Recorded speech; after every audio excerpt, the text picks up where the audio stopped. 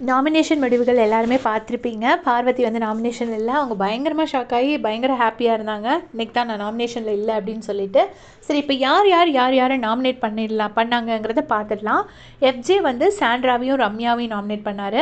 ரம்யா வந்து வியானாவையும் பார்வதியும் நாமினேட் பண்ணாங்க. எதனாலன்னா அந்த இந்த பிரச்சனை நடந்துச்சுல்ல, அந்த பக்கெட் பிரச்சனை, அதனால நாமினேட் பண்ணுறாங்க.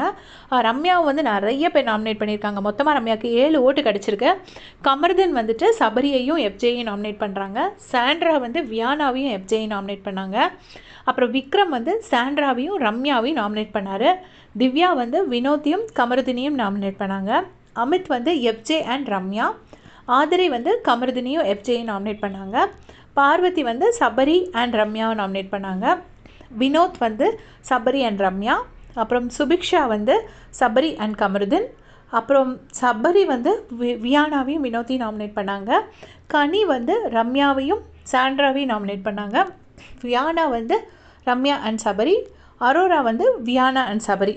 மொத்தமாக பார்த்திங்கன்னா ரம்யாவுக்கு 7 ஓட்டு, சபரிக்கு 6 ஓட்டு, வியானாக்கு 4 ஓட்டு, எஃப்ஜேக்கு 4 ஓட்டு, சாண்ட்ரா அண்ட் கமருதனுக்கு 3 ஓட்டு, வினோத்துக்கு 2 ஓட்டு, பார்வதிக்கு 1 ஓட்டு. ரம்யாவோட ஒரே ஒரு ஓட் மட்டும்தான். அதனால் அந்த ஒரு ஓட்டை இந்த வாட்டி அவங்க கன்சிடர் பண்ணலை, வேணான்னு சொல்லி விட்டுட்டாங்க. அதனால் இவங்க தான் நாமினேஷனில் வந்திருக்காங்க.